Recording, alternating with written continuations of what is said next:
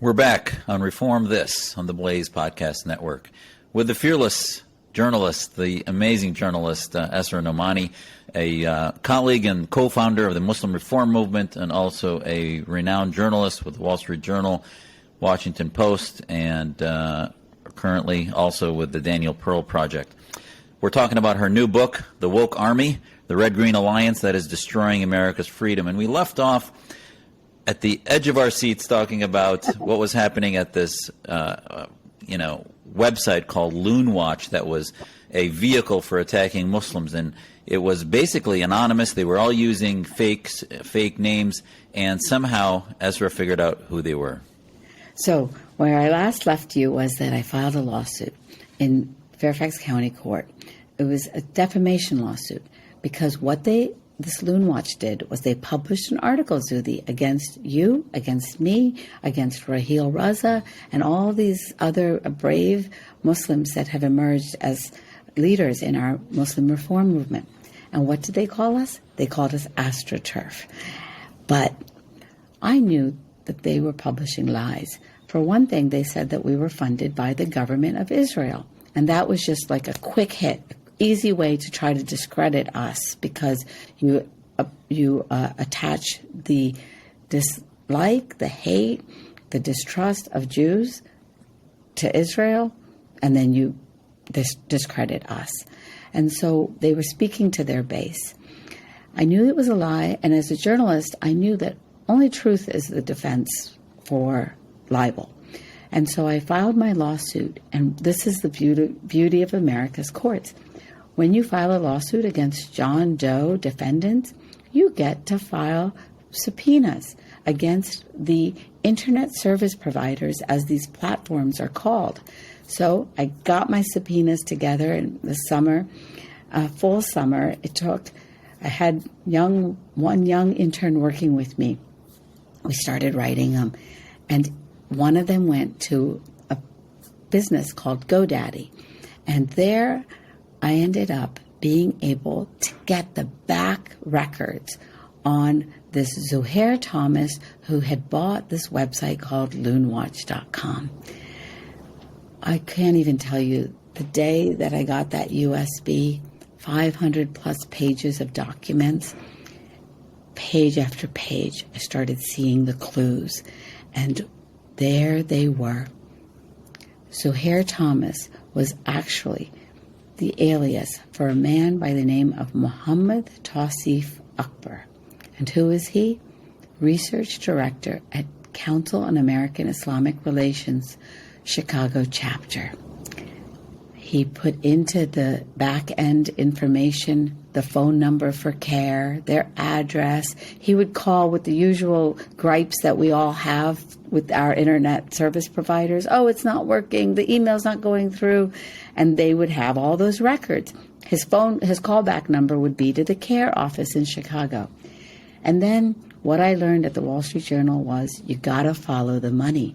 And sure enough, as I looked for the receipts, just like you mentioned, Zuhdi, in the last segment, I looked for the receipts, and there, in documentation form, was the credit card number, the address, the zip code, everything for the person buying loonwatch.com, and it is no one other than Ahmed Rehab, the executive director for the Council on American Islamic Relations Chicago chapter. And so he, a representative also, a man who's had position with CARE National, has been running since 2009 a secret character assassination, domestic disinformation campaign while running cover for these Islamist governments.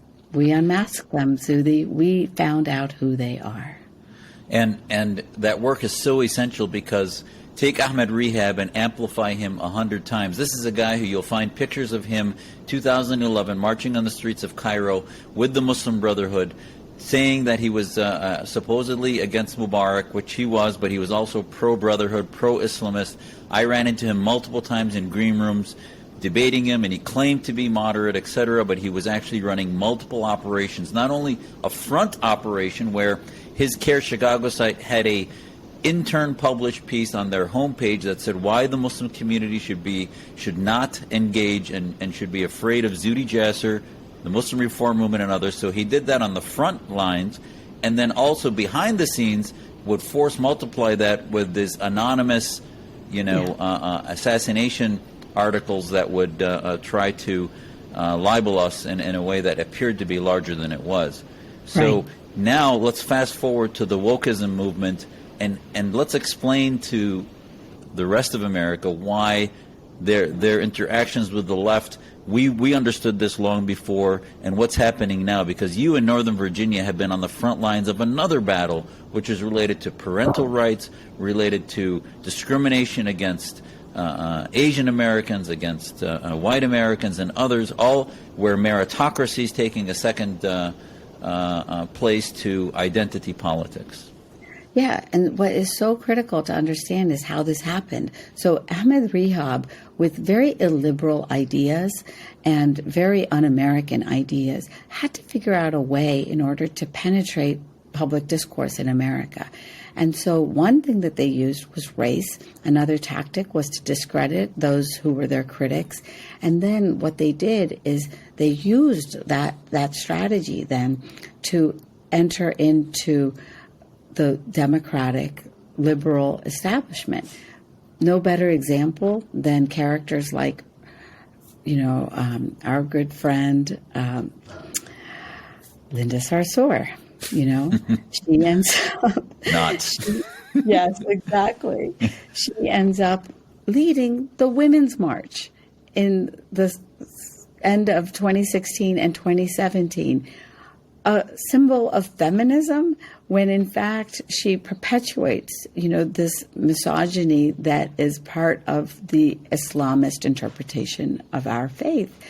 And so what they were able to do was use these new concepts like intersectionality in order to get the left, liberals, and Democrats to just have a blind eye to their inconsistencies, with their actual values and American values.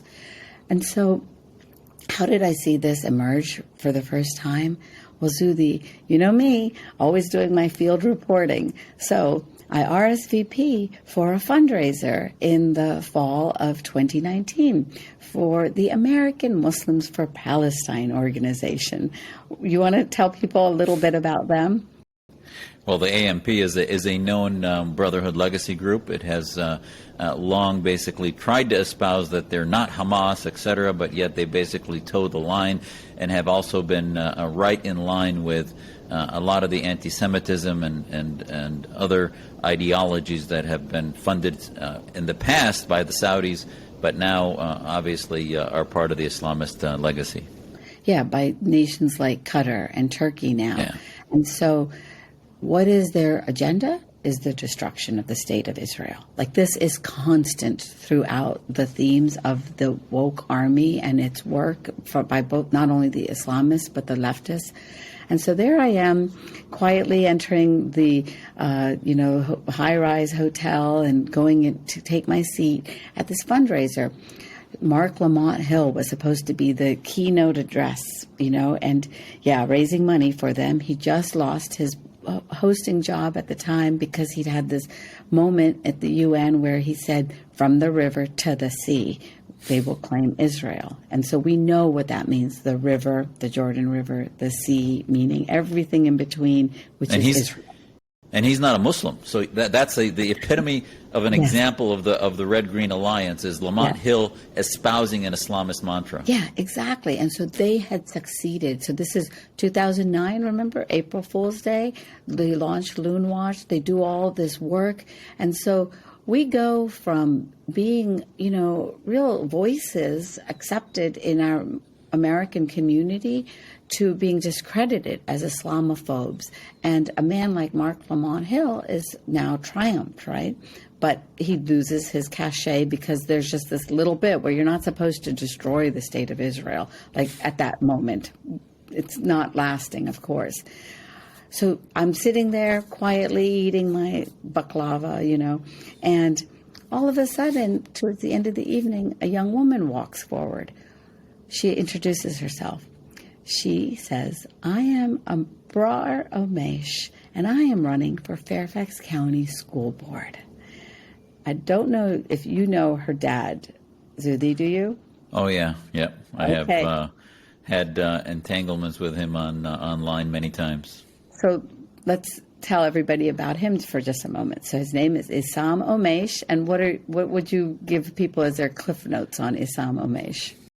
Cliff notes, you can go back to 2007 when he was appointed to a Human Rights Commission in Virginia, and we were involved in exposing the reality of his radical anti-Semitism, his open support of Hamas, and thankfully, I'm escaping who the governor was at the time, but thankfully that governor then withdrew the appointment. I think it was Tim Kaine, actually. Exactly. Withdrew the appointment of Omesh, exposing that here is a brotherhood devotee that was almost going to be representing Virginia on a Human Rights Commission.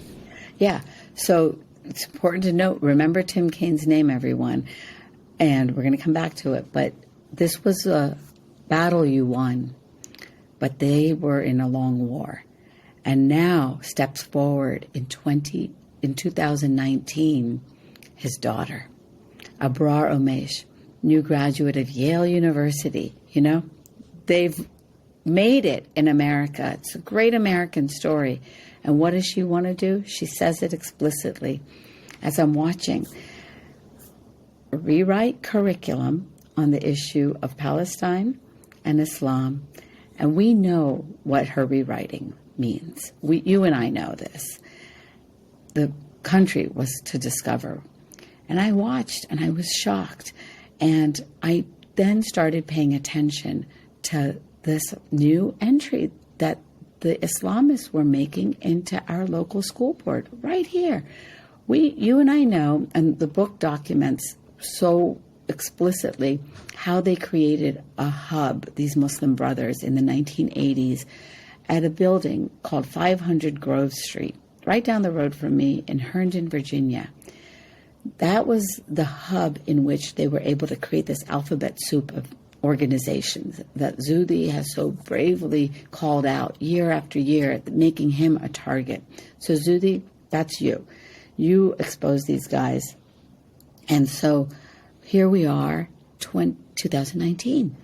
And that hub is now helping to finance a young woman on our school board. Why? Because this woke army, this nexus of the Islamists with the far left, they had their eyes on America's schools. They had their eyes on America's kids. And why not? It's the strategy of all the indoctrinators, right? To reach these kids when they're young. And wow, what we were about to discover just blew my mind. Just blew my mind. And I think what's amazing, and you and I haven't talked about this part, but if you look, for example, in Detroit right now, Yes. the Islamists are now coming out saying that they reject gay rights, they reject a lot of the far left issues, and all of a sudden I'm getting contact from conservative groups saying, oh, look at how great and moderated the Muslim groups are. And I'm like, whoa, hold on, didn't you guys learn anything in the last 20 years that these guys are, I mean, the guy running CARE in Detroit is probably one of the most radical care directors in the country, and yet he's coming across, because now all of a sudden it's convenient and they feel the left has taken it too far. They're having internal dilemmas, and we see this in Europe where this red-green alliance actually falls apart when the Islamists gain too much power, because the left realizes they're not feminists, they're not gay rights activists, they're not free speech activists, they're theocrats in sheep's clothing. Yeah, and that's exactly what unfolded, is that as Abrar Omesh, she won. And so when she won, she was one of 12 Democrats elected to the school board. And with that monopoly, they were able to push this woke agenda. And Asra Nomani and her father come from Darul Hijra Mosque, which you and I know very well. It's nicknamed the 9/11 Mosque because 9/11 hijackers prayed there. Her father, Asra Nomani, literally hired Anwar al-Awlaki, the imam who was later killed in drone attack because of his alliance with Al-Qaeda. But what did she accept? I'll just bring in some of these books. This is this ideology. A is for activist. This was okay by them, right? This was like, we're going to take back Palestine, you know? And here is a nice symbol of the alliance with the far left. Yeah. What is it? Z is for Zapatista. Do you know the Zapatistas, Zuhdi? No, I don't. So they're a Marxist socialist terror group in Mexico. Interesting. And look at the image, right? Looks like any guy from ISIS. They had books like this, Woke Baby, you know, which is, activism. No, it's not a threat, you know. Only rest, they said, until the next dawn, which is like a parent's nightmare, to have their baby up all night even. But what did they do then? This was critical race theory. This was advantageous to the Muslims and the Islamists. Bring in race. And just like you said, Zuhdi, then the next thing that came was this, gay BCs. And this does not go over so well in that Islamist crowd because they are so puritanical. I mean, we would say tyrannical, right? That it's not that just that they take a moral position on homosexuality, they take a criminal position on it. And no matter how, you know, conservative your morality may be about issues of sexuality, there's 2 points that I think everybody can agree on. You don't talk about this stuff to little 4-year-olds who don't even remember to brush their teeth or they don't even know how to tie their shoelace. You don't bring, you know, books like Gender Queer, a book that has pornography in it, to the hands of middle schoolers. And that's where the left and the Islamists finally had a division, right? But I just so appreciate the work that you've done, Zuhdi, because in the early years, what you have magically been able to do is, you know, argue very persuasively about how in conservative community they need to recognize that Islam is not monolithic, right? You've done that. I know, great, you know, with great patience. And you have allowed that growth then within the conservative community, and that's great. So now we can't let them forget that these guys are dangerous, you know, that they may be aligned with you on socially conservative issues, but they will never be with you on fundamental issues like human rights, free speech, the state of Israel, you know, and they will actually work against you. And so thank you for continuing that valiant effort.